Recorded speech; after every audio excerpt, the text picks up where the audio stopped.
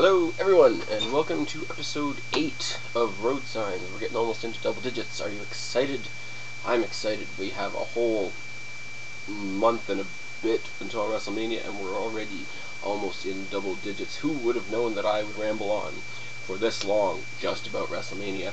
But number 8 also consists of the Elimination Chamber, which ended, about 2 hours ago, but I've been lazy in collecting my thoughts. Now, before I continue, I'm not, on this channel I don't usually try to go for cheap pops and cheap plugs and all that sort of thing, but I will send a quick shout out to the one girl on YouTube that seems to make a birthday video for everybody.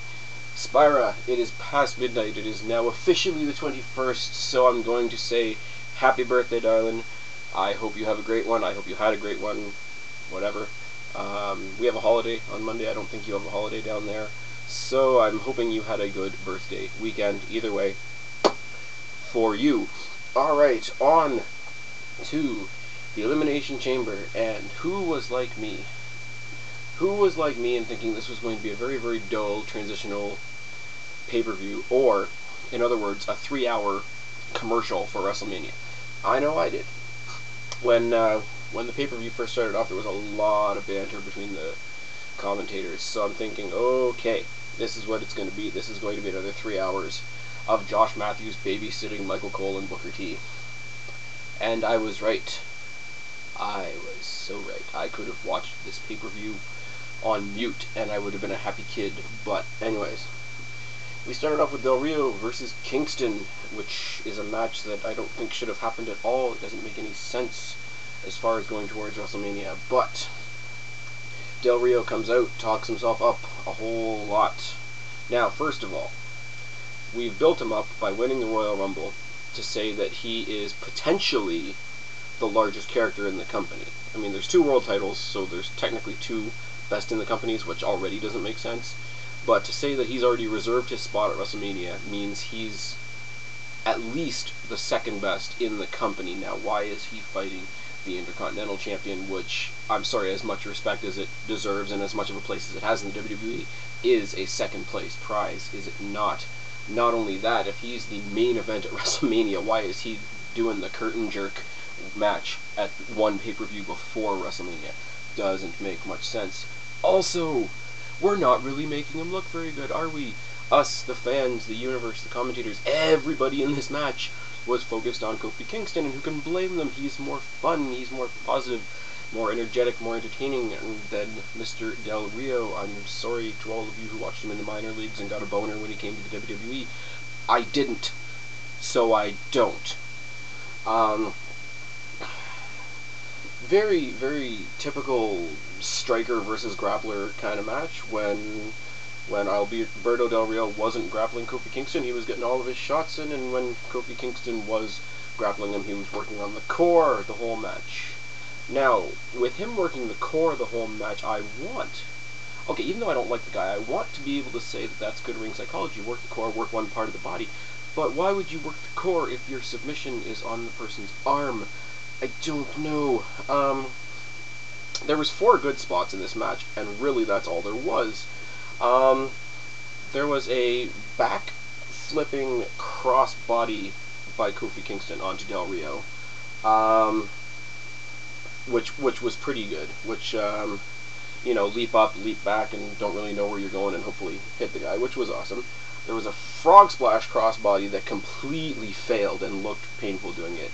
Kingston had a beautiful, and okay, I'm not just going to list these off as random spots in the match, because this drop kick that Kofi Kingston pulled off near the end of the match to Alberto Del Rio was legitimately, with the exception of maybe Randy Orton, one of the prettiest drop kicks I've seen from a WWE guy anyway in a long time. And then the last really good looking spot actually goes to Del Rio, which was basically, I want to say it's like an RKO from the top rope, except Kofi Kingston was facing up. So what do you want to say? Inverted top rope neckbreaker?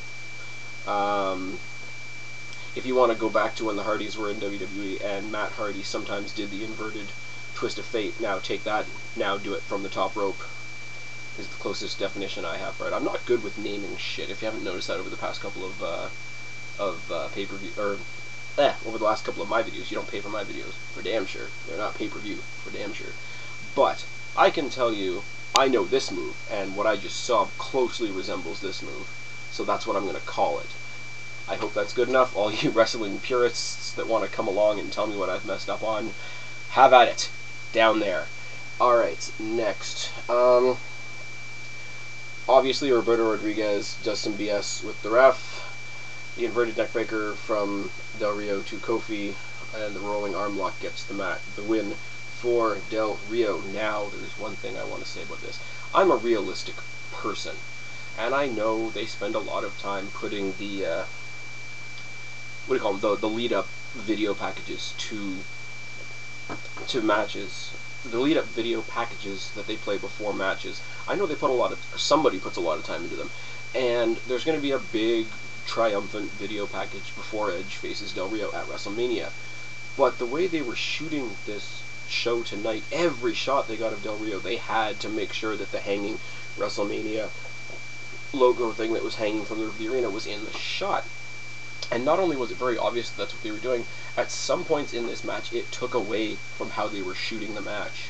And I mean, usually I don't care how they shoot the match as long as I'm still watching it, but it was enough for me to notice. So, if it's enough for me to notice, it's enough for me to mention on here, then it must have been pretty damn bad, because I usually I'm a nice guy. I don't try to be that picky about shit. I'm a lot nicer WWE and TNA for that matter than most people on YouTube, and I think you guys can agree with me on that. But when it's enough, that it annoyed me, I gotta say something. Anyways, next we go to the back. There was an interview with Edge, sort of rehashing all the bullshit that he's had with Vickie and the bullshit that he's had with Dolph, and he's very, very intense. Now, Edge has a very, very, when he's doing a promo, when he's doing an interview, when he's doing whatever, has this very sort of quiet, calm before the storm kind of intensity that you can't teach somebody. They either have it or they don't. And perfect example was he was interrupted by Drew McIntyre in this promo, this interview, whatever. And you've got a guy that just naturally has that intensity, and then there's Drew McIntyre, who you can tell is definitely trying to put it on. So, things that you can tell when people have been around for a while. Now, the ever-ongoing story of will I get it in bucket? The answer is no. Alright, next we have the Smackdown Elimination Chamber, and this is where I'm going to ramble on for quite a bit. I actually went out, I don't know if you can see this or not, I went out and bought a new pad of paper just to go on the Doomy Clipboard of Doom, just so that I can write shit down when I talk to you guys. Okay. Now, for anybody who's been living under a rock and doesn't know how the Elimination Chamber works, there's 6 guys in it. 4 guys go into their pods at the corners of the ring, and 2 guys start the match. In this case, Kane, Drew McIntyre, Wade Barrett came out to get put into their pods. And then we got the grand announcement that, Dolph Ziggler was still fired and somebody had to take his place. And I'm thinking, okay, somebody good. Somebody come over from Raw for a night, somebody else that got screwed somewhere along the way in their qualifying match, or do the Sting thing or the Diesel thing. No, they just stick in the Big Show because he's big and he's scary and, why the Big Show? So that leaves us with Rey Mysterio and Edge to start the match. So they start off, Edge and Rey have no rivalry, so there's no real aggression between them. There's some typical respectful back and forth, and it's very, very slow. Edge takes down Rey in the corner. Rey mounts and pounds Edge in the backdrop on the steel. Rey and Edge struggle over the top rope in view of Drew. Fight goes out onto the steel. Chains to Rey's back, and Edge dominates on the outside. Back in the ring. Multiple pin attempts by Edge, and Wade enters the match and goes after Rey. Pounding in the corner, Edge pounding on Wade, Edge and Rey double team. Rey sent back out to the outside, Edge and Wade go at it for a bit. Wade tosses Rey back in, beating a limp Rey to death while Edge is sitting in the corner. Wade is standing tall in the ring, Edge takes out Wade back out to the steel, and then Rey takes out Edge. Wade Barrett tries to wasteland Rey on the outside, and then takes off the cage. Yeah. Tries to use the wasteland on Rey. Rey holds onto the cage and tosses him back in the ring. Tries for a 619, but a boot cuts off by Edge. Kane enters and clears the ring for a long while. Kane just goes from guy to guy to guy and just takes everybody out like he always does in matches like this.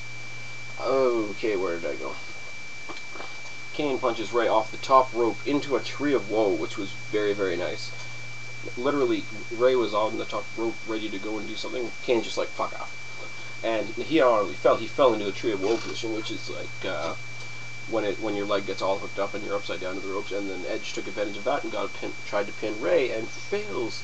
Kane is alone in the ring when Drew McIntyre enters, tosses Ray across the steel, like threw him out of the ring, and his chest is just like cheese grater across the steel, which looks rather dirty.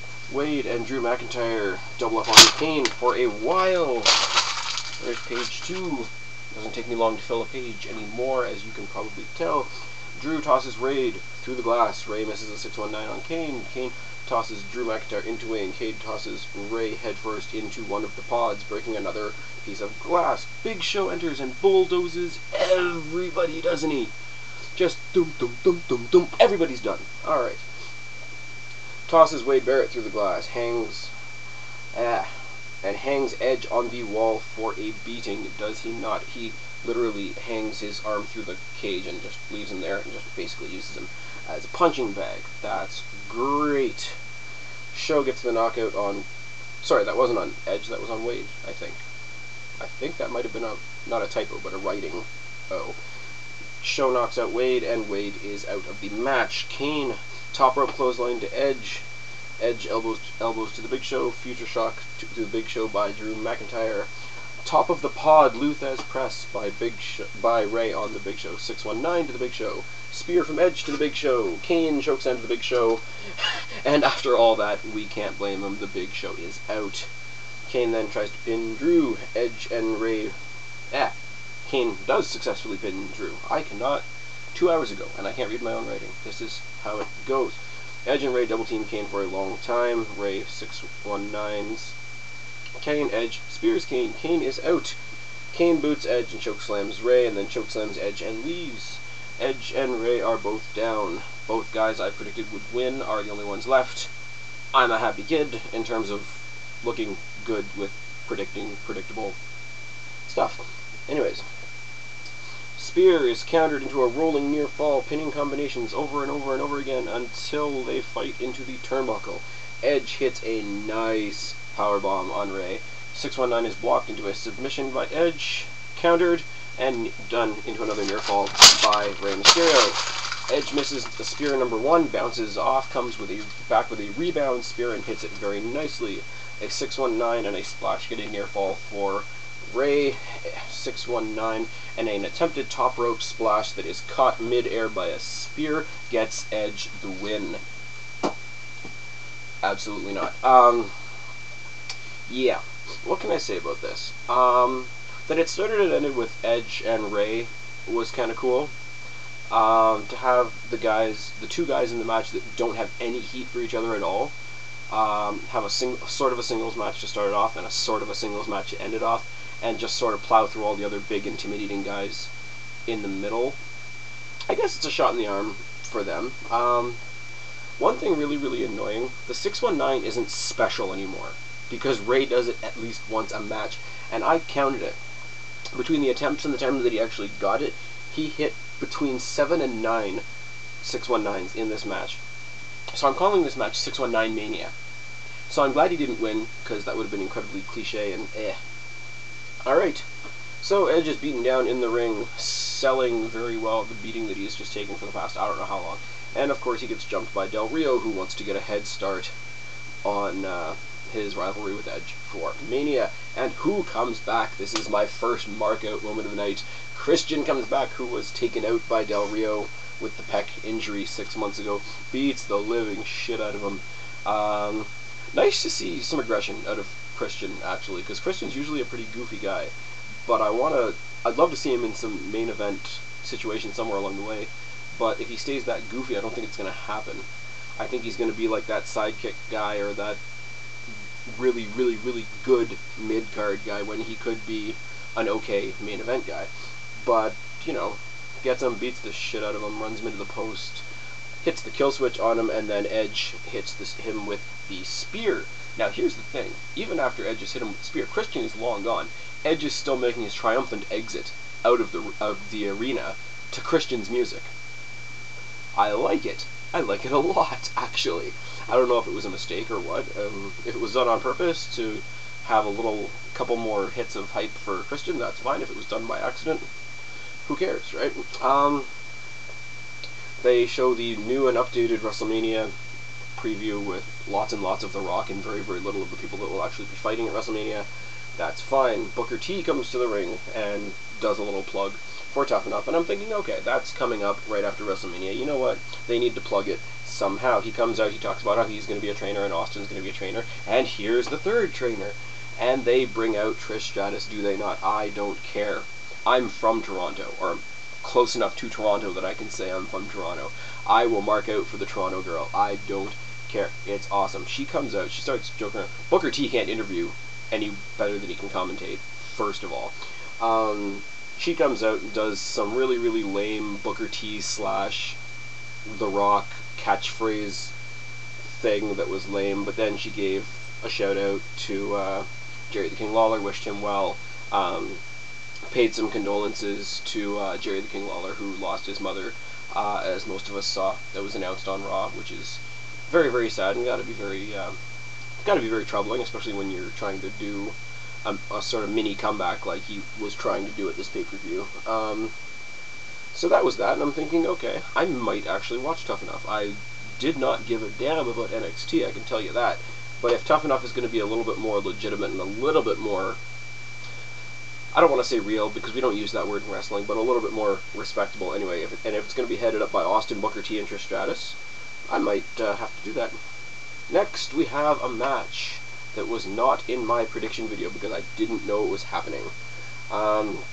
And that is Santino Marella and Vlademir Kozlov versus Justin Gabriel and Heath Slater from the Corre. And of course, Ezekiel Jackson comes out to be in the corner of the Corre. Now, I already didn't care about this match because I really can't invest any interest in Kozlov and Santino anymore. I can't invest any interest really in the tag team division anymore until they do something about it. So I'm thinking, okay, this is going to be... The only one I was really looking forward to seeing in this match was Justin Gabriel, because that's who I wanted to see. I don't really need to give you a better reason than that, do I? But even he wasn't anything special in this match. Santino was a goof. Kozlov came in and did his headbutt thing and his sambo thing, which looked very jerky and comical, even though it was actually good, which is bad. I mean, Gabriel hit the 450 splash twice. He missed it. He missed the first time, and just looked like an idiot splattering on the canvas. Second one that he did was the one that actually won the match. The only really good thing in this match of note was a slingshot corkscrew senton crossbody type maneuver that Heath Slater did right in the middle of the match, and it wasn't even noticed by anybody else. It was just kind of there, and it was done, and it was done, and there was no reaction from the commentators, there was no reaction from the crowd. It caught my eye. I don't know why. I guess I'm just that easy to please because I'm such a nice guy, but they spent the whole match talking about Ezekiel Jackson, who actually didn't interfere. So it's like, it's the one match where you're thinking, okay, I'm already bored, so you might as well build up the story with the Corre being jerks who interfere in matches, and you didn't do anything. So what the hell? So the Corre won off of a 450 splash by Gabriel. So the one good thing I can say about this is that the titles aren't on Santino and Kozlov anymore, but if the only good thing you can say about the match is the people that lost, there's nothing else I can add to that. After that, we have a promotion for the night before WrestleMania, the Great Hall of Fame induction ceremony of 2011, which still to this date only has Shawn Michaels in there so far. So I'm assuming that they're after the night after Elimination Chamber, they're going to start announcing more inductees. Because if Shawn Michaels is the class of 2011 by himself. Well, I mean, it's a shot in the arm for him, but what does that say about the good talent we have left? Alright, do I make it? No, I don't. Alright. Vickie Guerrero comes out. Now, here is where I learn not to jump to conclusions. And I will admit it. Vickie Guerrero comes out to the ring, and I, like most of us, say, what the hell is she still doing there? She was fired, Dolph was fired, whatever.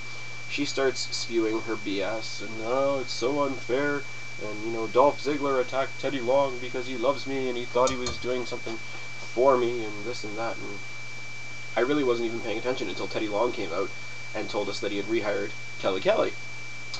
Which is fine. She's nice to look at. Everything still works down there. We're good. So Kelly comes in, starts beating up Vickie Guerrero quite badly because Vickie's not actually a wrestler, so Kelly can't actually do anything effective to her. So realistically, she's like dragging her around by the hair and like doing a mount on her, which I don't know about you, but I wouldn't mount Vickie Guerrero for money. Oh yes. But of course, LayCool come out and start beating down Kelly. Here's my first problem. Michelle McCool supposedly has like a broken foot or whatever. She comes running down in a cast. There is suspending your disbelief, and then there is I'm just not going to be enough of a mark to believe that. So LayCool are double teaming Kelly until Trish Stratus comes back out. And this is where the WWE is so very lame. You have Trish Stratus having a little, you know, pop back in moment, and you have Kelly, and they seem to be working well together. Why doesn't the stupid little general manager guy come in right then and there and say, okay, we have a Divas tag match? No, instead Trish Stratus tries to do her Stratusfaction thing off the ropes, very awkwardly in heels. Yeah, that's it. Alright.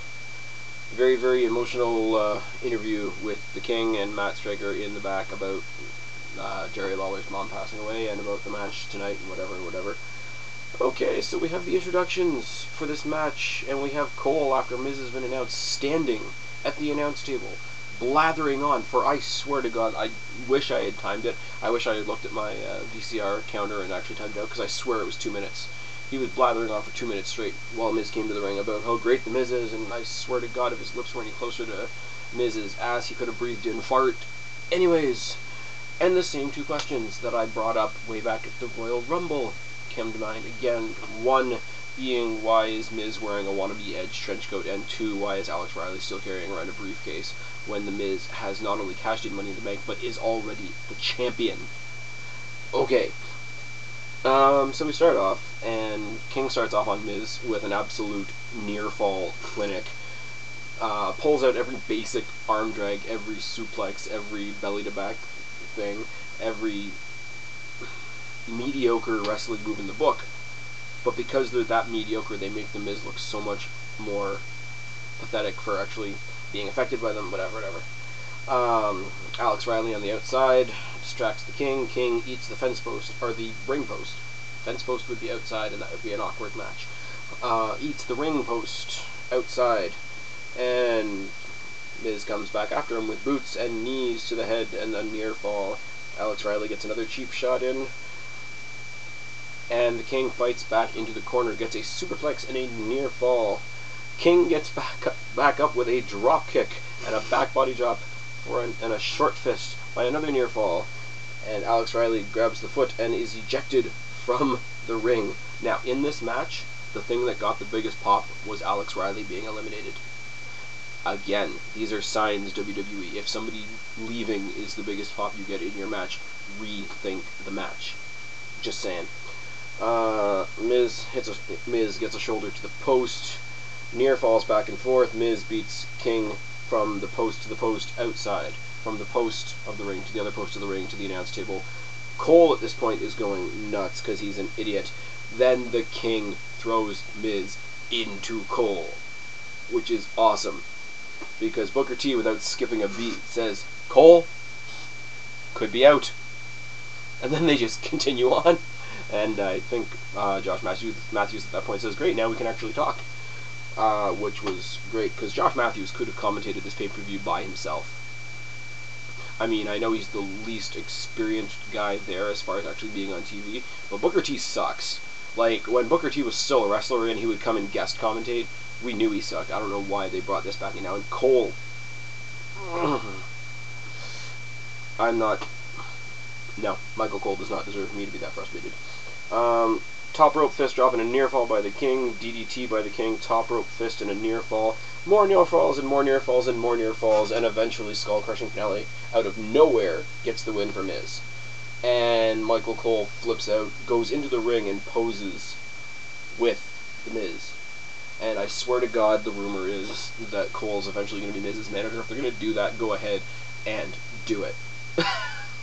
What I would love to see, actually, now that I'm on this, I might as well say it. I would love to see Cole come in, be Miz's manager. Miz turns around to Alex Riley, tells Alex Riley he doesn't need him anymore. Alex Riley gets pissed, takes out the Miz, and becomes a face. That would be cool, because I think Alex Riley on his own could be great, but no, right now he's Miz's bitch. Yes, oh yes. We have a promotion for tomorrow night, the 2/21/11, which is oh so obviously the Undertaker now. I'm not even going to try anymore. They have an interview with The Rock about the Elimination Chamber, where he basically makes, or they don't talk to The Rock. The Rock isn't there. They interview Cena, because Cena's in the Elimination Chamber match, and he makes fun of The Rock, because The Rock made fun of his bright colored shirts on Raw, so he sits there during the interview with a box of Fruity Pebbles, and this is why I can't stand John Cena. Just saying. Another WrestleMania promo, and the Raw Elimination Chamber starts. The four guys in the pods are Orton, Truth, Punk, and Cena. The two that start off are Sheamus and Morrison. Now, I will give WWE this. They mixed it up a little bit when it came to the actual chamber matches. When they started off the Smackdown Elimination Chamber, it was slow, it was lumbering, there was not much of a pickup in the pace, because the two guys that started the match were friends. There was no heat, there was no rivalry, there was no aggression between Rey Mysterio and Edge. Now, they started off this one with Morrison and Sheamus. Morrison and Sheamus was one, even though I don't like Sheamus, I will freely admit I still don't like the guy, but I will give him a hell of a lot of credit for this. One of the best rivalries of 2010 was Sheamus and Morrison on Raw, wasn't it? So I have to think in some kind of way that them leading off in this match is some kind of backhanded tribute to the great rivalry they had last year. Just a thought. It doesn't really make a difference in the match, but whatever. Sheamus is right aggressive from the start. It's I started off with the Alberto Del Rio Kofi Kingston match being a striker versus a grappler. This was very, very much the power versus speed, as you would expect from Sheamus and Morrison. Morrison breaks out with his fast-paced parkour, jumping around, kicking, striking, all that sort of thing. Breaks from that. Like, literally, you see the look on his face, and you see he switches a gear. Double leg takedowns Morrison, or double leg takedowns Sheamus, rather, and just starts brawling with the guy. They both start brawling on the outside over the steel. Morrison parkours off the cage wall into Sheamus, back into the ring. Sheamus fights back, flooring Morrison with several clotheslines. Morrison fails at Starship Pain, falling onto the steel. Instead, Sheamus takes down Morrison on the steel as Orton comes out. Orton hits a scoop slam, a snap scoop slam. I can say that, I promise you that. On Sheamus, tosses Morrison out into Sheamus, and then through the glass, takes Sheamus with the suspension DDT on the steel. This looked brutal.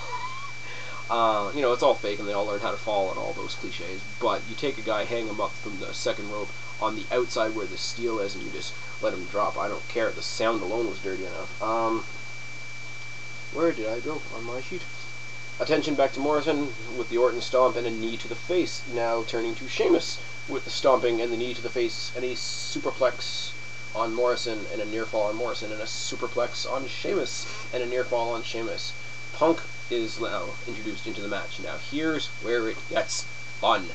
There is a malfunction with Punk's door, and he is pinned in between the sliding door. I don't know how to explain the pods to you at all if you haven't seen them, and if you haven't seen them, you probably aren't watching this review, so I won't bother. But Orton beats the shit out of a trapped Punk, and as soon as he gets out of the cage, RKO on the steel gets him eliminated, or so we think. yes, this is where Mr. GM says, no, CM Punk is not going to have a 10-second run in the Elimination Chamber. We're going to let him go. Not only are we going to let him back in the match, we're going to put him back in his pod and wait until it's his turn again. Oh, yes. Oh, yes, we are. Now, I'm just getting paper all over the floor. That's how this is going to go. Backbreaker and a pin attempt from Sheamus to Orton. A flash kick from Morrison to Orton. Sheamus takes Morrison out of the ring. Sheamus beats down Morrison on the outside. Sheamus jumps in Cena's pod when he is introduced and beats the crap out of him and takes him back first into the chains. Beats Cena into the corner and then lets him back out, only to backbreaker him. Morrison takes out everybody. Eh? Morrison. I don't know what I wrote there. John Cena. Okay, well, whatever I wrote there happened. If you can read my writing, come and try.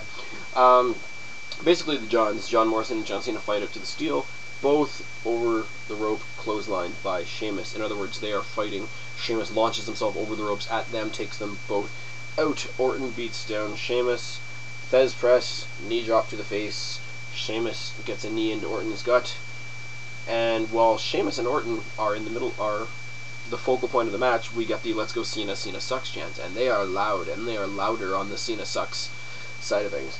R-Truth beats down Sheamus in his pod as he comes out. A hip toss to Sheamus on the steel, front suplex on Cena, and then on Orton.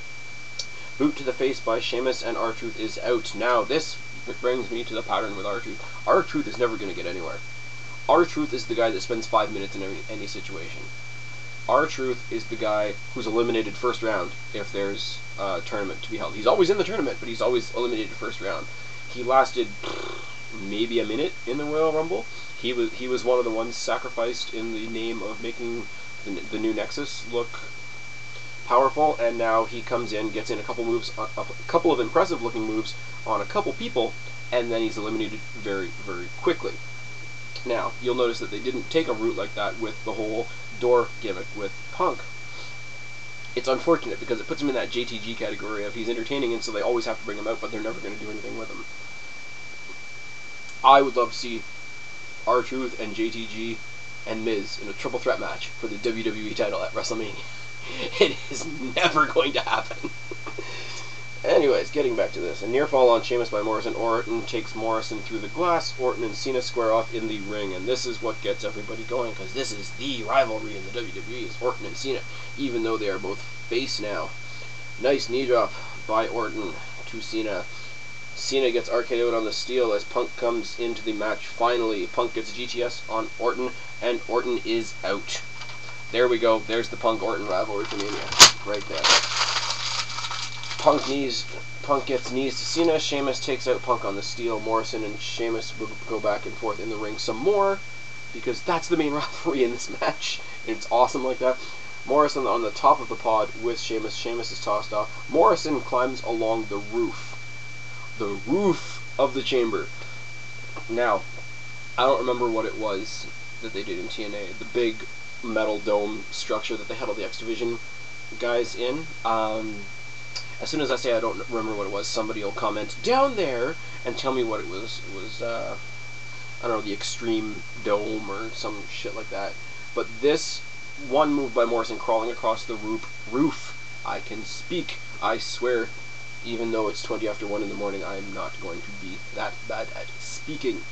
This Morrison climbing across the roof of this cage reminded me very much of that X Division Extreme Dome type of thing. And then you just, from up there, he just hits a simple crossbody, but because he's climbed up a 20-foot cage, it looks quite impressive. Alright, crossbody hits Sheamus, and Sheamus is out. Punk, Cena, and Morrison are left. And at this point, it's like, okay, there's Punk, who's already going to face Orton at Mania, in my head. There's Punk, who's already going to face Orton at Mania now. There's Morrison, who I want to win, and there's John Cena, who I would loathe to win. So here we go. Cena and Punk go at it in the ring. Morrison takes out Cena and Punk on the steel. Punk gets a near fall on Cena. Morrison tries to hit a running knee on Cena and puts his knee through the glass. I swear to God, WWE, invested in Lexan, plexiglass, whatever the hell that is, because every single one of the pods in both matches got broken, I'm pretty sure.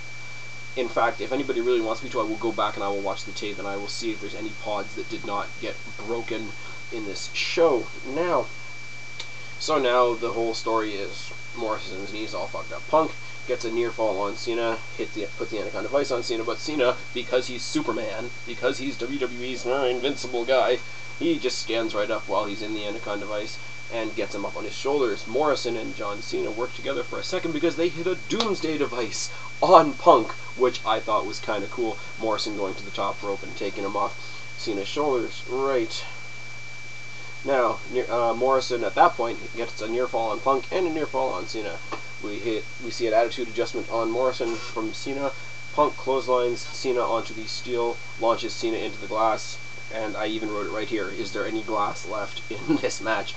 Morrison parkours from the pod to the cage to knee Punk in the face, and then he misses Starship Pain. He knees him in the face, gets him down, tries for the Starship Pain thing with a bad knee, because that's a brilliant idea, misses it. Simple GTS on Morrison, and Morrison is gone. Attitude adjustment to Punk out of nowhere, and Punk is out. Cena wins. Now, here's what I'm going to say about this. One of the concerns I have when they do something like the Elimination Chamber, like when they do the Championship Scramble, like when they do the Royal Rumble, when they do when they do a gauntlet match, whatever, is the danger that it will just look like a pile of people. There was two separate parts of this match, to be sure. There was the first half of this match, where all 6 of the guys were in there, that it did just look like a pile of people trading moves one at a time, whatever, and then it got down to Punk, Cena, and Morrison. I don't like John Cena, but again, like the Heath Slater thing earlier, whatever, I will give him credit where it's due. Once it got down to these 3, that's when this match really started. That's when it became more fluid, that's when it became more exciting. That was when I sat up and actually started taking notice and didn't take as many notes, and that's why they're sloppy. I still don't like it because I think Morrison deserves to be in the main event. I don't like it because I would rather see Cena and The Rock, because now it just means that The Rock is going to have some second-hand part in the Miz-Cena rivalry, which isn't cool. But at the end of the match, I feel like, even though I don't like him, I feel like he deserved the win. Does he deserve what the win gives him? I don't think so. But he deserved the win, if that makes sense. Now, in general, what can I say about the Elimination Chamber? We have Mania set. We have Edge versus Del Rio. We have Miz versus Cena. The matches that everybody else predicted, the matches that I didn't necessarily want to see, but thems are the breaks. We have new tag team champions, which, like I say, isn't that exciting. It's only exciting because they're not Vlademir, Kozlov and Santino Marella anymore, so we'll see where the Corre goes with that. I'm hoping the Corre eventually goes face, because, I don't know, or at least Gabriel at some point. Gabriel and... Let Gabriel go face. Gabriel teams up with Evan Bourne, and they become, like, super, super high-flyer team. I don't know. Heath Slater's so creepy. And it was the night of returns. It was none of the returns that we thought we were going to see. There was no Taker, there was no Sting, there was no Diesel, there was no Triple H.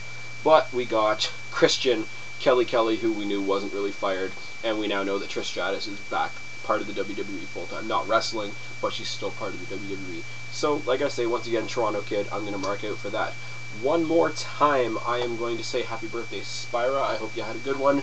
This has been Spaz. Subscribe up there, talk down there, tell your friends, and if I don't know what you think, tell me. I will talk to you later, guys. Bye.